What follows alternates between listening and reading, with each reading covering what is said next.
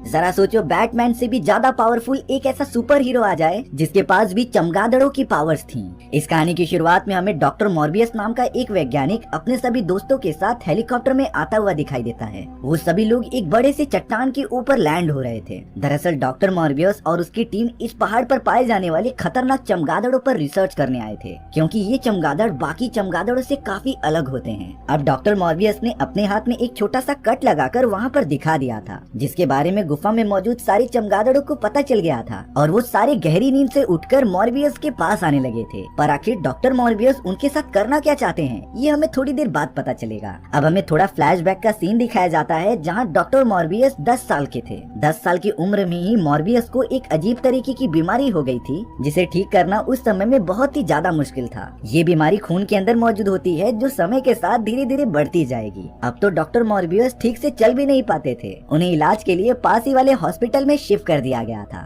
उसी हॉस्पिटल में माइलो नाम का एक लड़का आता है, जिसे डॉक्टर मॉर्बियस जैसा सेम बीमारी थी। वो तो अपने बेड से हिल भी नहीं सकता था। देखते ही देखते डॉक्टर मॉर्बियस और माइलो के बीच एक अच्छी दोस्ती हो गई थी। एक दिन माइलो को ऑक्सीजन देने वाली मशीन अचानक से खराब हो जाती है और अगर जल्द से जल्द माइलो को ठीक नहीं किया गया तब उसकी जान भी जा सकती थी। तब जाकर डॉक्टर मॉर्बियस उस मशीन को अच्छे से देखते हैं और उसकी प्रॉब्लम को सॉल्व कर देते हैं, जिससे माइलो की जान बच गई। डॉक्टर को जब ये बात पता चली तब वो मॉर्बियस को अपने पास बुलाकर उसकी काफी तारीफ करता है, क्योंकि हॉस्पिटल में मौजूद ये सारी मशीन काफी ज्यादा कॉम्प्लिकेटेड होती हैं। इन्हें ठीक करना किसी नॉर्मल आदमी का काम नहीं होता। इसीलिए डॉक्टर मॉर्बियस का इतना अच्छा IQ लेवल देखने के बाद उसे इंटेलिजेंस स्कूल में दाखिला दिलवा देते हैं। अब ये पूरा सीन प्रेजेंट में आ जाता है, जहाँ डॉक्टर मॉर्बियस अब एक बहुत ही बड़े साइंटिस्ट बन चुके थे। वो तो अब सीधा गवर्नमेंट के लिए काफी सारे मिशन किया करते थे। डॉक्टर मॉर्बियस ने बचपन में डिसाइड किया था कि वो अपनी बीमारी का इलाज कैसे भी ढूंढ कर रहेंगे और फिर अपने दोस्त माइलो का भी इलाज करेंगे। अब यहाँ डॉक्टर मॉर्बियस को सरकार की तरफ से पुरस्कार दिया जाता है उनके एक्सपेरिमेंट्स के लिए, लेकिन मॉर्बियस समझते थे कि वो उसके हकदार नहीं हैं, इसीलिए वो पुरस्कार लिए बिना ही वहाँ से चले जाते हैं। अब हमें डॉक्टर मॉर्बियस की लेबोरेटरी में काम करने वाली मार्टिन नाम की एक लेडी को दिखाया जा रहा था। मार्टिन जब मॉर्बियस के पास आती है तब उसने एक चैम्बर के अंदर बहुत सारे चमगादड़ भर कर रखे थे। ये वही चमगादड़ हैं जिसे कि हमने कहानी की शुरुआत में देखा था। देखकर ऐसा लग रहा होता है कि डॉक्टर मॉर्बियस इन चमगादड़ों पर कुछ एक्सपेरिमेंट करने वाले हैं। हालांकि मार्टिन डॉक्टर मॉर्बियस को बता रही थी कि शायद ये सारी चीजें इलीगल साबित हो सकती हैं, क्योंकि इस टाइप के एक्सपेरिमेंट को करने के लिए सरकार से परमिशन लेनी पड़ती है। लेकिन मॉर्बियस अब कैसे भी करके अपनी बीमारी और अपने दोस्त माइलो की बीमारी को ठीक करना चाहता था। डॉक्टर मॉर्बियस मार्टिन को बताते हैं कि चमगादड़ों के अंदर एक ऐसा टाइप का सलाइवा पाया जाता है जो किसी भी टाइप के खून को अपने अंदर एब्जॉर्ब कर लेता था, भले से ही उसके अंदर कैंसर का भी खून मौजूद हो। और अब इसीलिए डॉक्टर मॉर्बियस अपने DNA और चमगादड़ की उस सलाइवा को मिलाकर एक सीरम बनाना चाहते थे। इसी सीरम का यूज करके शायद वो अपने दोस्त की बीमारी को ठीक कर सकें। अब कई घंटों तक लगातार सीरम पर प्रोसेस करने के बाद वो सीरम रेडी हो जाता है, जिसे कि सबसे पहले डॉक्टर मॉर्बियस ने चूहे की बॉडी के अंदर डालकर टेस्ट किया। पर अफसोस कुछ देर बाद वो चूहा मारा गया, यानी कि अभी भी डॉक्टर मॉर्बियस को इस दवाई पर और भी ज्यादा काम करना बाकी है। इस एक्सपेरिमेंट के बाद डॉक्टर मॉर्बियस अपनी एक पेशेंट को देखने चले गए थे जिसे की केयर की जरूरत थी। तभी मार्टिन ने पीछे देखा कि वो चूहा जो मर चुका था अब वो जिंदा हो चुका है। ये बात जब डॉक्टर मॉर्बियस को पता चली तब वो काफी ज्यादा खुश हो गया था, क्योंकि उसका बनाया गया सीरम सच में काम कर रहा होता है।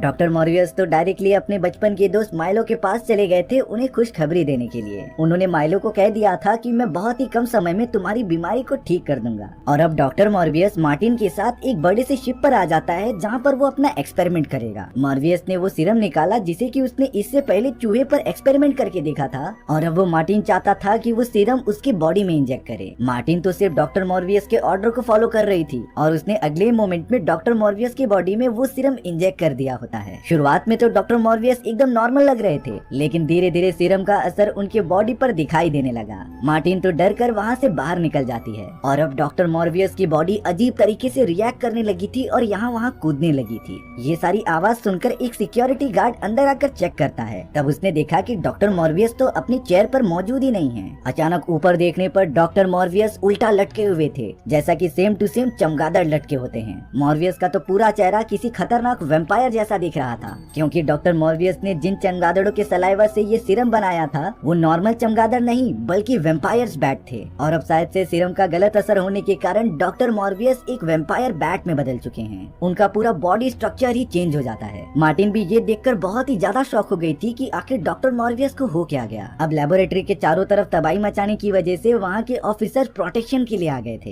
हालांकि मार्टिन नहीं चाहती थी कि ऑफिसर्स डॉक्टर मॉर्बियस को गोली मारे, पर ऑफिसर्स ने मार्टिन को चोट न लगने की वजह से उसे दूर ढकेल दिया था और ये सारी चीजें डॉक्टर मॉर्बियस देख लेता है। अगले ही मोमेंट में वो मिरर्स को तोड़ते हुए ऑफिसर्स को मारने लगे थे। डॉक्टर मॉर्बियस के अंदर अचानक इतनी फुर्ती आ गई थी कि वो फ्लैश से भी तेज भागने लग जाते हैं। मॉर्बियस ने तो देखते ही देखते वहाँ पर मौजूद सारे ऑफिसर्स को खत्म कर दिया था। जब थोड़ी देर बाद डॉक्टर मॉर्बियस अपने ह्यूमन की फॉर्म में आते हैं तब उन्हें समझ नहीं रहा था कि इन ऑफिसर्स को खत्म किसने किया। ये बात पता करने के लिए वो सिक्योरिटीज कैमरा देखने लगे थे, जिसमें उन्हें पता चलता है कि वो और कोई नहीं बल्कि वही थे। डॉक्टर मॉर्बियस ये भी समझ गए थे कि सीरम का उसकी बॉडी पर कुछ गलत असर हुआ है, जिसने कि मॉर्बियस को एक अलग ही पर्सनैलिटी बना दी थी। डॉक्टर मॉर्बियस अब FBI को कॉल करके बता देता है कि यहाँ बीच समुद्र में एक शिप के ऊपर बहुत सारे लोग घायल पड़े हैं। कुछ ही देर के अंदर अंदर FBI वाले वहाँ पर पहुँच जाते हैं। हालांकि डॉक्टर मॉर्बियस वहाँ से निकल चुका था। मार्टिन को भी काफी चोट लगने की वजह से उसे हॉस्पिटल में शिफ्ट कर दिया गया था। अब यहाँ डॉक्टर मॉर्बियस जो फिलहाल अपने ह्यूमन के फॉर्म में थे वो हॉस्पिटल में आ जाते हैं। तभी अचानक उनकी बॉडी फिर से चेंज होने लगी थी, जैसे कि वो अपने खतरनाक वैम्पायर के रूप में कन्वर्ट होने लगे हों। मॉर्बियस तो सीधा ब्लड डोनेशन कैंप में जाकर वहाँ रखे बहुत सारे ब्लड्स के पैकेट पीने लग जाता है, जिससे हमें पता चला कि मॉर्बियस को ह्यूमन फॉर्म में बने रहने के लिए खून पीते रहना पड़ेगा, नहीं तो वो अपने खतरनाक वैम्पायर के रूप में कन्वर्ट होकर चारों तरफ तबाही मचाते ही रहेंगे। मॉर्बियस ने तो अपनी इन अनोखी पावर्स को एनालाइज किया, जिसमें उन्हें पता चला कि खून पीने के बाद वो कुछ ही घंटों के लिए इंसानी रूप में रह सकते हैं। पर इन अनोखी पावर्स ने मॉर्बियस की बॉडी को पूरी तरीके से चेंज कर दिया था। जहाँ उन्हें पहले चलने फिरने में प्रॉब्लम हुआ करती थी, अब वो काफी ज्यादा तेजी से भाग सकते हैं। साथ ही साथ आंखों की रोशनी बढ़ना, कान में तेजी से सुनाई देना और सुगंध का स्ट्रेंथ काफी बढ़ जाना जैसे यूनिक पावर्स मॉर्बियस को मिल चुकी थी। इसीलिए वो अपनी इन सारी पावर्स पर रिसर्च करते रहते हैं। डॉक्टर मॉर्बियस एक दिन अपने लैब में ही मौजूद थे, जो उस कंटेनर में चले जाते हैं जहाँ वो वैम्पायर बैट्स मौजूद होते हैं। ताज्जुब की बात ये थी कि उनमें से एक भी बैट मॉर्बियस को चोट नहीं पहुंचा रहा था, क्योंकि अब शायद मॉर्बियस भी उनकी प्रजाति का हो चुका था।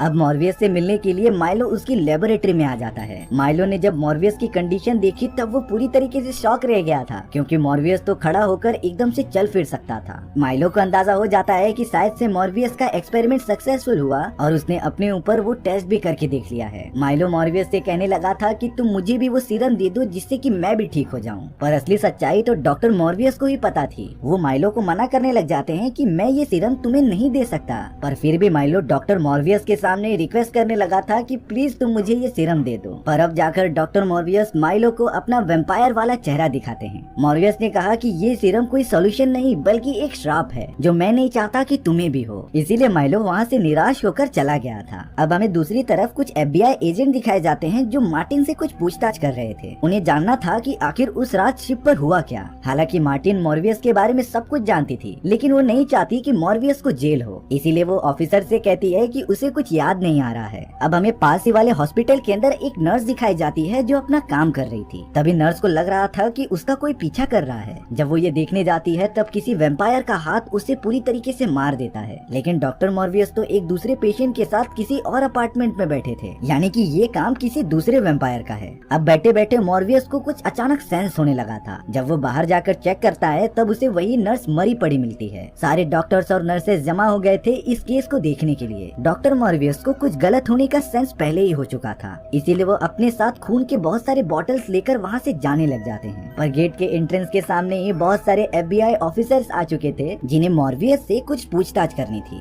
दरअसल उन FBI ऑफिसर्स को पूरा शक मॉर्बियस पर ही होता है, क्योंकि उन्हें पता है कि उस रात मॉर्बियस ने ही FBI को कॉल किया था। अब यहाँ उन ऑफिसर्स ने नोटिस किया कि मॉर्बियस जो पहले लंगड़ा कर चला करता था, अब उसकी पूरी चाल ढाल चेंज हो चुकी है। और तो और हॉस्पिटल के अंदर उस नर्स की लाश को देखकर ये समझ गए थे कि ये काम मॉर्बियस नहीं किया है। पर अब ऑफिसर्स मॉर्बियस को पकड़ते इससे पहले मॉर्बियस वैम्पायर के रूप में आकर वहाँ से भागने लग जाता है। मॉर्बियस एक बिल्डिंग के ऊपर पहुँच चुका था। इनविजिबल वेव मॉर्बियस को नीचे खींचने लग जाती है, जिसकी वजह से पुलिस ऑफिसर्स ने मॉर्बियस को हिरासत में ले लिया था। मॉर्बियस तो कई दिनों से जेल में ही बंद होता है, जिससे मिलने के लिए माइलो आ चुका था। माइलो ने मॉर्बियस को वादा वादा किया कि मैं जल्द से जल्द इस केस को क्लोज करके तुम्हें बाहर निकाल लूंगा। और अब यहाँ माइलो, जिसे कि चलने के लिए 2 स्टिक्स की जरूरत पड़ती थी, वो तो अपनी स्टिक वहीं पर छोड़कर ऐसे ही चला जाता है। साथ ही साथ माइलो लगातार कुछ पी रहा था। मॉर्बियस को ये सारी चीजें देखने के बाद तुरंत शक हो गया। दरअसल अब माइलो ने भी डॉक्टर मॉर्बियस के मना करने के बावजूद वो सीरम अपनी बॉडी में इंजेक्ट कर लिया होता है, जिसकी वजह से वो भी एक वैम्पायर में कन्वर्ट हो चुका था। और जो चीज माइलो बार बार पी रहा था वो और कुछ नहीं बल्कि खून होता है, जो माइलो को इंसानी रूप में बने रहने के लिए मदद करती थी। डॉक्टर मॉर्बियस को ये भी पता चला कि हॉस्पिटल में मौजूद उस नर्स को माइलो ने ही मारा था। इसीलिए मॉर्बियस एकदम गुस्सा होकर अपने वैम्पायर के रूप में आ जाता है और जेल को बड़ी आसानी से तोड़ते हुए निकल पड़ता है। मॉर्बियस ने अपनी सुनने की शक्ति का यूज करके माइलो के लोकेशन का पता लगा लिया था। फ्लैश जैसी स्पीड के साथ मॉर्बियस तुरंत माइलो के पास पहुंच भी जाता है। वो माइलो पर काफी ज्यादा गुस्सा हो रहा था, क्योंकि पहली बार तो उनके मना करने पर भी माइलो ने सीरम अपनी बॉडी में इंजेक्ट कर लिया, और तो और अब माइलो बेकसूर इंसानों को भी मारता जा रहा है। माइलो ने मॉर्बियस से कहा कि अगर मैं और तुम साथ मिल जाए तब हमें कोई भी नहीं हरा पाएगा और हम दोनों इस पूरी दुनिया पर राज करेंगे। लेकिन डॉक्टर मॉर्बियस माइलो की एक बात नहीं मानते, क्योंकि वो माइलो की तरफ बेकसूर इंसानों की जान नहीं ले सकते थे। इन्हीं सारी बातों ही बातों में उन दोनों के बीच एक घमासान लड़ाई चालू हो जाती है। नॉर्मल लड़ाई नहीं, वैम्पायर्स की लड़ाई। दोनों के पास काफी अच्छी स्पीड होती है, जिससे कि मॉर्बियस और माइलो एक दूसरे को काफी अच्छी टक्कर दे रहे थे। वो दोनों तो अब लड़ाई करते करते मेट्रो स्टेशन में आ जाते हैं। हालांकि डॉक्टर मॉर्बियस भी एक वैम्पायर होते हैं, लेकिन वो किसी को नुकसान नहीं पहुंचाना चाहते थे। वहीं माइलो पूरी तरीके से आउट ऑफ कंट्रोल होकर अपने सामने आने वाले किसी को भी नहीं छोड़ रहा था। अब इतनी ज्यादा तोड़फोड़ करने के कारण वहाँ पर पुलिस ऑफिसर्स आ जाते हैं। शुरुआत में ऐसा लग रहा था कि माइलो हाथ खड़े करके सरेंडर कर रहा है, लेकिन फिर उसने अपनी स्पीड का यूज करके सारे पुलिस ऑफिसर्स को जान से मार दिया था। मॉर्बियस की भी हालत काफी ज्यादा खराब हो चुकी होती है। अब कुछ देर बाद जब वहाँ से मेट्रो गुजर रही थी, तभी मॉर्बियस ने अपने आसपास काफी सारी वेव्स को महसूस किया। इसीलिए अब वो उसी मेट्रो का यूज करके उड़ते हुए वहाँ से बाहर निकल जाता है।